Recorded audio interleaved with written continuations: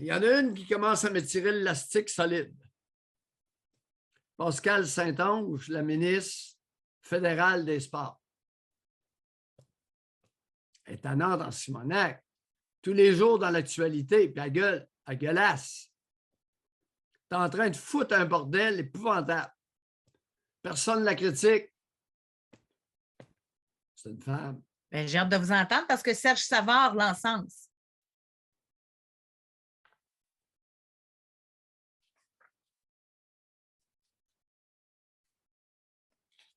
Disons que Serge commence à être moins jeune. Serge commence à oublier certaines choses. Je ne voulais pas l'amener, mais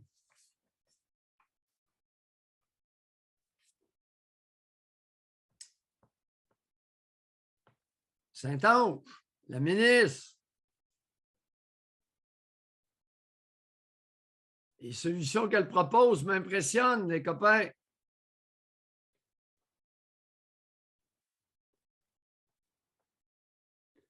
Changer la culture et amener des femmes dans Hockey Canada.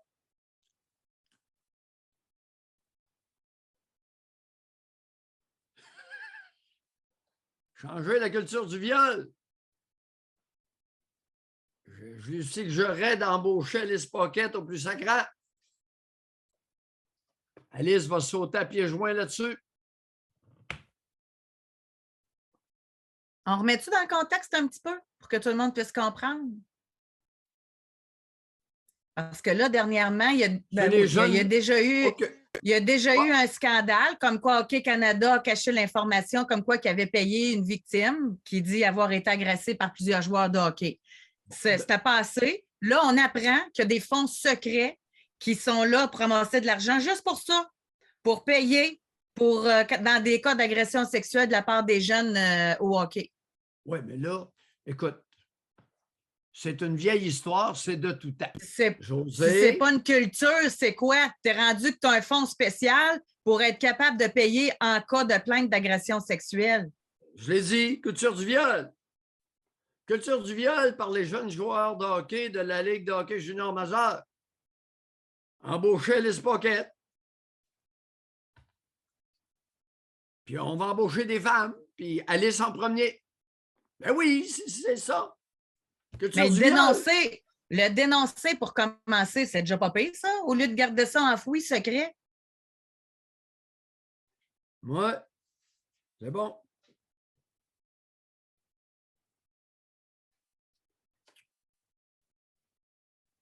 Embaucher des femmes pour que cesse la culture du viol.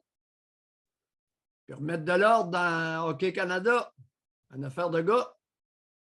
Succès assuré, José. Ah ben c'est tellement un succès jusqu'à maintenant. Hein? C'est sûr que ça continue comme ça, c'est parfait. Nommer des femmes, succès assuré. Quand il y a un problème d'hommes, on nomme des femmes. Elles règlent ça en 2 temps, 3 mouvements. C'était juste ça des hommes, ça n'a pas été réglé, ça a été caché. José. Oui. Libre et sans tabou. Oui. On peut-tu parler de quelque chose qui est tabou? C'est notre genre. Les rôdeuses autour des équipes de sport. Oui, il y en a. On peut-tu en parler? Ben, allez-y, il y en a. C'est de tout temps. Puis il y a des rôdeuses d'un bar, puis il y a des rôdeuses de psychiatre, puis il y a des rôdeuses de n'importe quoi. Il y en a partout.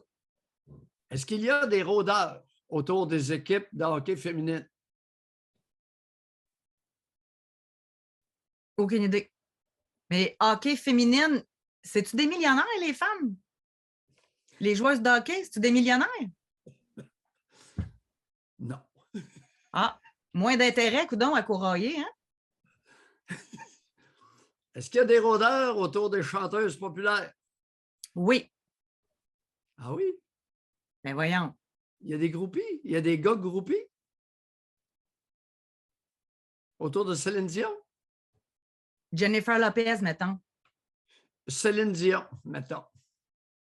Ben d'abord, on va parler d'un homme où elle est la morte. Y avait-il des rôdeuses? Je ne sais pas. Non, mais vous choisissez les exemples que vous voulez, là. Ouais.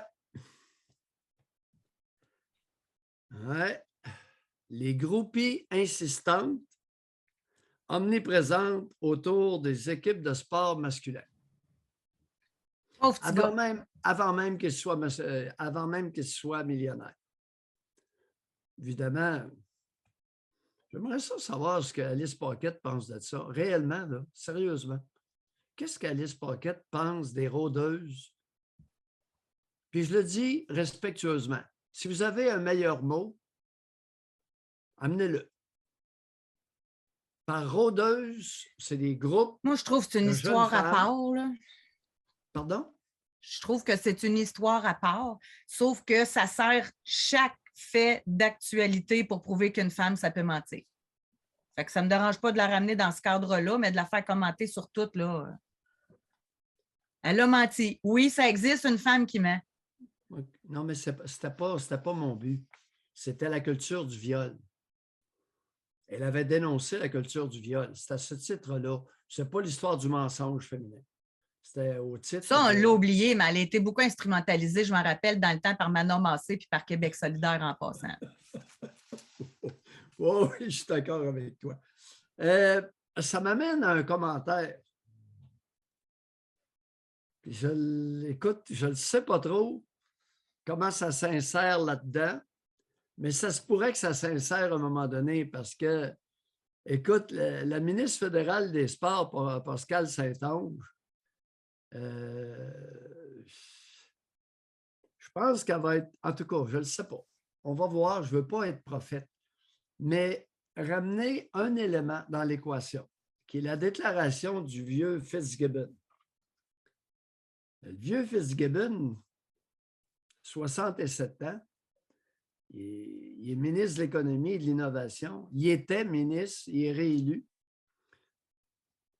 Et il a fait une déclaration tonitruante concernant Guy Cormier. Guy Cormier, c'est quand même le président, le PDG de Desjardins. C'est pas rien. Fitzgibbon a déclaré « Cormier a descendu dans mon estime. Pas de couilles devant Pierre-Carl Pellado. »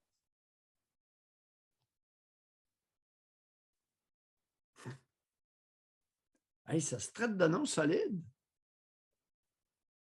Je ne sais pas, je ne la comprends pas celle-là. Puis là, maintenant, ceci étant dit, la force de caractère est associée aux couilles. Mais quand est-ce qu'on va arrêter ça? La force de caractère n'a rien à voir avec les couilles. Ce n'est pas mené par la testostérone. L'agressivité, la violence est en partie déterminée par la testostérone. J'ai bien dit en partie. Mais la force de caractère, la stamina, est aussi présente chez les femmes que chez les hommes. Faites attention à ça. Là, il y a quelqu'un qui devrait dire à Fitzgibbon, écoute, tu peux ne pas être content de Cormier, mais c'est pas à cause des chenolles qui lui parlent entre les deux jambes, là. Sa personnalité est ainsi que tu vois.